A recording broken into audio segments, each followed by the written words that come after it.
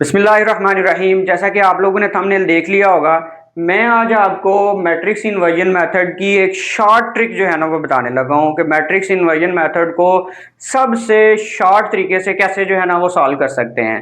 तो आइए, आपने सबसे पहले ये देखना है, ये जर्नल फॉर्म आपने याद रखनी है। ये हमारे पास है A X plus B Y is equal to M और C X plus D Y is equal to N.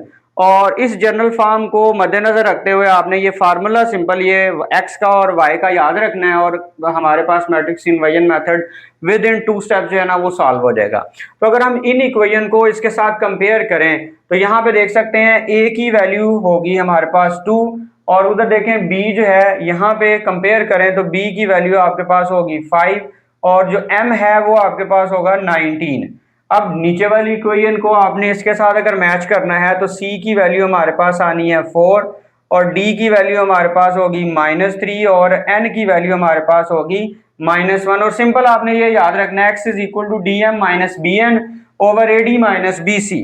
तो आप सिंपल यहाँ पे लिखेंगे x is equal D M minus B N over A D minus B C और y आपने याद रखना है वो इक्वल है A N minus C M divided by A D minus B C. और सिंपल आपने इसमें वैल्यू पुट करनी है और एक स्टेप के अंदर जो है ना हमारा आंसर आ जाएगा।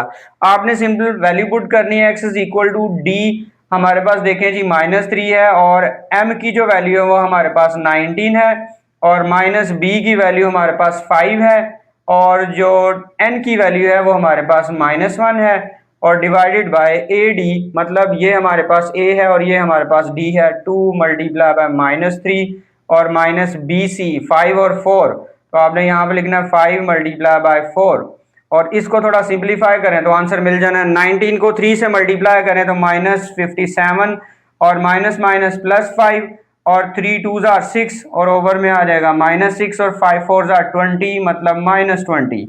तो x इज इक्वल टू, इन दोनों को माइनस करेंगे तो आंसर होगा -52 और ओवर में हमारे पास इन दोनों को जोड़ने से मिल जाएगा -26। माइनस माइनस से कैंसिल हो जाना है, 26 1 जार 26, 26 2 जार 52। तो आपके पास x की वैल्यू आ जाएगी सिंपली 2। तो देख लें 1 2 3 एक दो स्टेप के अंदर जो है ना ये आपके पास x कैलकुलेट हो गया। बजाय कि हम इसका इनवर्स निकालें, डिटर्मिनेंट निकालें, ठीक है, वो सारा काम करें, मल्टीप्लाई करें और फिर x और y की वैल्यू निकल, तो आपने सिंपली ये फार्मूला याद रखना है, इसमें वैल्यू पुट करनी है और आपका जो है ना ये इन्वर्जन मेथड कंप्लीट हो जाएगा। अब आप y को कैलकुलेट करना चाहें तो a की वैल्यू आपके पास 2 है और n आपके पास -1 है, तो आप लिखेंगे 2 इंटू -1 माइनस c की वैल्यू हमारे पास 4 है और m की वैल्यू जो है ना वो हमारे पास 19 है और ओवर में A D minus B C, ए हमारे पास ये है, डी हमारे पास ये वैल्यू है 2 इंटू -3 माइनस और बी सी आपने लिखना है, बी की वैल्यू 5 है और सी की वैल्यू 4 है, तो आपने लिखना है 5 मल्टीप्लाई बाय 4। तो y इज इक्वल टू 2 को -1 से मल्टीप्लाई किया -2 और -19 4 जार जो है ना ये होता है 76 डिवाइडेड बाय 2 3 जार होगा -6 और 5 4 जार होगा 20।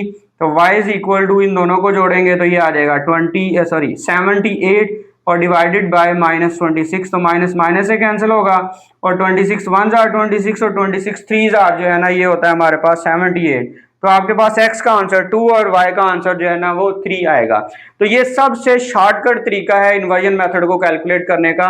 अब ये आया कहाँ से है? जब हम इन इक्वेशन को जर्नली सॉल्व करते हैं ना, प्रॉपर सॉल्व करते हैं, तो ये एक फार्मूला बन जाता है। ये फार्मूला अगर याद रखा जाए, बजाय कि आप इन्वर्जन मेथड सारा परफॉर्म करें, इस फार्मूले में वैल्यू पुट करें तो आपके पास x और y की वैल्यू आसानी से कैलकुलेट हो सकती है।